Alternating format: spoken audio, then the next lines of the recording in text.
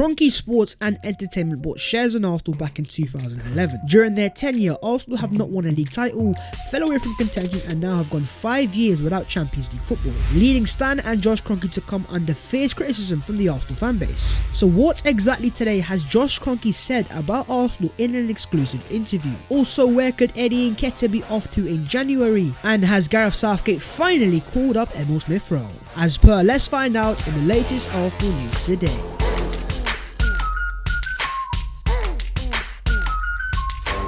Yo, what is going on guys? My name is Babs14 and welcome back to your boys channel. As per, make sure to go down there and smash a like on the video, and also while you guys are down there, please do consider subscribing to the boys channel. Let's celebrate another dub by getting your boy closer to 70k. But let's get into the Arsenal news today, and let's start off with Josh Kroenke. Josh Kroenke, of course the son of Stan Kroenke and of course a massive part of KSE, Kroenke Sports and Entertainment, who are the outright owners of Arsenal Football Club. And in terms of Arsenal Football Club, Josh Kroenke plays a massive part on what happens behind the scenes. In fact, I'd go as far as saying that Josh Kroenke has more of a say in Arsenal than even his dad Stan Kroenke does. In terms of Josh himself, he was in attendance at the Emirates Stadium yesterday as Arsenal of course beat Watford 1-0, but most importantly, while he has been in the UK, he has given a couple of exclusive interviews. So as per, my friends, let's read and let's digest. Josh Kroenke on Mikel Arteta says, "When I sat down with Mikel, all the talk was about the culture. He wanted to build on the foundations that Arsenal had laid and the great people that had come before him, also to help renovate the house back into a beautiful modern day home our fans can be proud of." One of the massive reasons why Mikel Arteta is still at Arsenal is because he does actually in fact have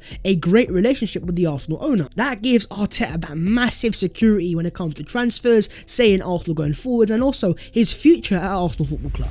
He also says you are now starting to see those foundations that are really taking shape, and he is renovating the Arsenal home in a beautiful way. Hopefully, whether that's 1 year, 3 years or 5 years, it's going to become a home all Arsenal fans can be proud of. And the fact that he says 1 year, 3 year or even 5 years, the Arsenal ownership, the Arsenal board see Mikel Arteta as a long-term Arsenal manager, not maybe as long as Arsene Wenger. They think Arteta is the guy to lead Arsenal back to the glory over a longer and sustained period of time. And these guys are not just backing Arteta with their mouths, but also when it comes to the money. Last year, Arsenal were the highest spenders, not only in the Premier League, but also in the entirety of Europe. These guys back Mikel Arteta, they trust in Mikel Arteta, and they are giving him money and power to spend and make things happen. But as per, let me know your own thoughts as of right now on the Arsenal manager Mikel Arteta. Josh Kroenke on the Super League. He says we were presented with an opportunity. We asked ourselves a question, which was what was worse, a Super League or a Super League without Arsenal? We answered that question, that we should obviously be included in that. But were we wrong? Obviously. The whole European Super League is last year's story. I don't really care about anymore. But once again, saying that, listen, they wanted to see Arsenal a part of this massive league. And in that aspect, you know what, even though I'm not saying it's right, I can understand that process of it. But of course, post-European Super League, there was a lot of pressure on the Kroenkes. Well, in terms of the Arsenal fans, they were outside the Emirates Stadium saying Kroenke out, get out of our club, and these massive protests that we hadn't seen at this point. And there was also on that same protest day where a certain Mr. Daniel Ek expressed interest in buying Arsenal Football Club. Well, in response to the offers made by Daniel Ek to Sky Sports, Josh Kroenke says, "We get bids for the club all the time, from many different parties, and that speaks of the strengths of Arsenal Football Club. It's a wonderful institution. Arsenal is a global brand, and my only response to anything is, the club is not for sale. We are just getting started." So there and there, Josh Kroenke has confirmed that he has not only received offers from Daniel Ek, but also from many other parties. But very clear and directly, he says Arsenal is simply not for sale. But at the same time, in terms of Arsenal, of course, like every club, they have a price tag. But in terms of the Kroenkes, because they want to keep Arsenal that badly, they have set that price tag at such a high level that barely anyone in football in the world can pay that sort of price tag if they want to acquire the services of Arsenal Football Club. And so with that desire to keep Arsenal Football Club, what do these guys have in mind for the future? We have a young manager and we have a young squad, and we're charting our path to the future. In the United States, we have a certain model used by KSE, and we are now implementing that here, and we have over the last 3 years. Even though the Kroenkes bought rights in Arsenal back in 2011, they bought Arsenal outright in 2018, getting 100% of all the shares. And to be fair, since then Arsenal have spent quite a bit of money. In the first window when they acquired Arsenal, we spent £72 million on Nicolas Pepe, and since then Thomas Partey, Ben White, the likes of Odegaard, Ramsdale and other big money signings have followed. And so the Kroenkes have shown over the past few transfer markets that they will back the manager and they will give you money to spend, but it's how Arsenal now spend that money. And to be fair to Arsenal, Mikel Arteta and Edu Gaspar over the last transfer window, Ramsdale, Odegaard, Tomiyasu, Ben White, a lot of really good signings for not that much money in terms of grand scheme of things. And so it seems like, at least, touch wood, no jinx whatsoever, that Arsenal are finally starting to spend the money in the right direction. And in the same interview, Josh Kroenke has also confirmed, I scroll through Twitter, I don't read much, I skim the headlines to understand what the narratives are out there. The Arsenal owner is on Arsenal Twitter. Who would have thought it, eh? And with that being the case, I mean, next time you want to see Arsenal sign a player, maybe tweet it out, and maybe if you get some likes, it might end up on the timeline on Josh Kroenke. And to keep it on Josh Kroenke, Super Jackie Wilshere has also been speaking about the Arsenal owner. And he says, yes, I have been impressed by him. I was impressed because when I was here, I never saw any of that side, and now I am here at a coaching role and I'm getting more involved with that academy, and I can see what they're trying to do with the future, and he's a part of that. So an ex-Arsenal player, an ex-Arsenal captain is giving his co-sign to the Arsenal owner. But at the same time, as an Arsenal man like Jack Wilshere is, I expect him to speak the truth to the Arsenal fan base. But regardless, what have you guys made of the Josh Kroenke interview and what he said about Arsenal? And also, what are your expectations of this Arsenal ownership? Where do you think Arsenal can get to if they are still to own Arsenal Football Club? Right, let's move on and let's talk about Emile Smith Rowe. Of course, yesterday he scored a beautiful goal in front of the North Bank, and I was there, watched it live, and it was beautiful scenes, and a goal not only that won Arsenal the game, but also that got Arsenal all 3 points, which was again just ultimately beautiful scenes. And that of course was ESR's third Arsenal goal in 3 Arsenal Premier League games, meaning in terms of players aged under 21, he ranks alongside now Nicolas Anelka, Jose Antonio Reyes and Cesc Fabregas. That is some elite company there, and ESR is now a part of it. And not only is he a part of it, but he is thriving in the Arsenal team, and having been involved in 6 goals in the Premier League since the start of September, that is more than any other English player in that time, more than Vardy, Mount, Foden, Townsend, Reece James, Gallagher and also Jared Bowen. As of right now, factually, ESR is the in-form English player in the Premier League. And so with him being on fire for Arsenal, arguably being our best attacker, if not best player, getting goals and getting assists as well, surely this guy warrants an England caller. Well, even though he was left out of the initial squad, with Marcus Rashford dropping out of the squad, England have confirmed a massive welcome to the camp Emile Smith Rowe. That is right, mi amigos, ESR is now going to be a full-on England international. This is less than 12 months of him being even a starter at Arsenal Football Club.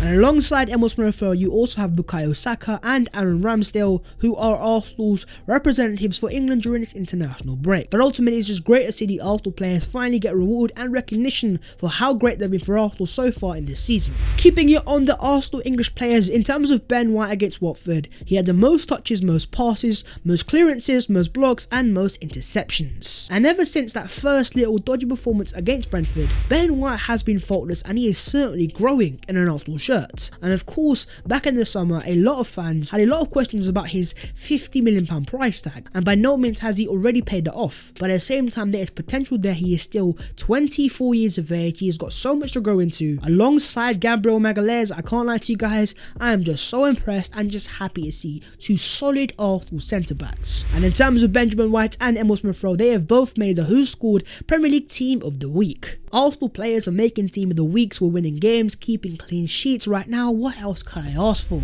Keeping it on the Arsenal centre-backs, Gabriel Magalhaes has earned his first Brazil men's senior call-up. So it's not just ESR, but also Mr. Magalhaes is now going to be a full international Brazilian centre-back. Beautiful scenes once again. And just like at ESR, this is also justified because Gabriel Magalhaes, ever since he returned to the Arsenal team, has been magnificent at the back. He's a wall, he's a proper centre-back. And cost £23 million, what a bargain. And as LT Arsenal says, Arsenal's defensive record in the Premier League this season since Gabriel Magalhaes returned: played 8 games, conceded 4 goals and kept 5 clean sheets. We have got two centre-backs that are reliable. There are tears in my eyes because I have prayed. In that match against Watford, Emile Smith Rowe was given the Man of the Match award by Sky Sports. With the joint most tackles at 5, he won the ball back 9 times for Arsenal, the most of any player, and lost possession the fewest times out of any outfield starter. This guy was immense in central midfield. Man like Fofty, balling in the midfield. Who would have seen days like this? Especially after that start to the season where he put out that Instagram story, the infamous story, saying that he wanted to leave Arsenal when he wanted to play minutes and he wanted to force a move to Everton. That was meant to be the end of Maitland-Niles' Arsenal career, but him and Mikel Arteta had cleared the air talks, and now we are witnessing a very beautiful Ainsley Maitland-Niles remontada. And Mikel Arteta after the game with Maitland-Niles says, "First of all, I see a different player in terms of his urgency, his commitment and the clarity in his play and purpose. I wanted him to stay because he was going to be useful and he is versatile enough to adapt to any position on the pitch." And you know what, seeing Maitland-Niles come back into the Arsenal fold and get starts and now win Man of the Match awards for me just goes to show for a certain Matteo Guendouzi, who many Arsenal fans were having a go at Mikel Arteta for not giving a second chance. Ainsley Maitland-Niles is living proof of a player who can make a mistake, take responsibility for it, apologise, work hard and get his way back into the first team. And Mikel Arteta is showing that once you do that, he is more than willing to give this guy a second chance. But as per, let me know your own thoughts on this Ainsley Maitland-Niles remontada. And in terms of his future at Arsenal Football Club, is he an out-and-out central midfielder, and does this game show that he can play there when injuries happen or even compete for a first team starting place? Okay, then let's move on to the other Arsenal news today. And let's start off with Granit Xhaka, who of course has been injured since that game against Tottenham Hotspur, but could he be due back on a return? Because as you guys can see, Granit Xhaka, who was expected to be unavailable until 2022, has resumed light training just 41 days after being forced off against Spurs. Say what you want about Granit Xhaka, but there is no denying this guy has elite fitness. And right now we're in early November and this guy has already returned to somewhat training. With the absence of Thomas Partey, Xhaka is definitely going to get to play a lot more minutes. But speaking about Thomas Partey, of course he missed the game against Watford via injury. And after the game, Mikel Arteta said, "Let's see what happens with Tommy. He's got a muscle injury and we don't know how it's going to evolve. Let's take it day by day." Now first things first, my fingers are crossed that it's not by any means a serious injury, but also in the second hand, Arsenal do have now a 2-week international break, which allows Thomas Partey time to recuperate, recover and come back a stronger and better player. According to the Mirror in the UK, Borussia Mönchengladbach are interested in Eddie Nketiah, whose contract with Arsenal expires at the end of the season, and want to offer him a pre-contract in January. But in terms of Arsenal right now, Arteta has actually given Nketiah quite a few games in the Carabao Cup over a player that has already signed the contract in following Balogun. Now let's just say Nketiah does leave Arsenal but goes to a club in England, Arsenal would then get a compensation fee. But if he was to go abroad and go to Germany, Arsenal would get nothing whatsoever. Regardless, if it came down to you guys, what would you guys do with Nketiah come the January transfer window? Is he a player that you would look to sell or maybe keep until the end of the season? Arsenal are now unbeaten in 8 matches in the Premier League, the longest current unbeaten streak by any team in the league. But in terms of the current Premier League table, Arsenal are 5th, 2 points behind 4th place Liverpool. 2 points off Liverpool and 6 points off top. These guys are bottom of the table going into the September international break. But of course, in terms of Arsenal's next games, we've got Liverpool away, then Newcastle, Man United, Everton, Southampton and West Ham. But of course, before that, we do have a long ass international break, 13 long days that can't go by soon enough. But once we do get to that game against Liverpool away at Anfield, do you guys believe in Arsenal to go there and somehow, some way get a result? As per, discuss down below in the comments. But that is the video there and there. If you guys have enjoyed, make sure to go down there and smash a like on the video, and also do subscribe to your boy's channel if you guys are new. If you want to follow your boy on them social medias, then the links will be down below in the description. But that was the latest Arsenal news today. Josh Kroenke with an exclusive interview saying that Arsenal are not for sale. Make of that what you will, but I will see you guys soon. International break FC in a bit.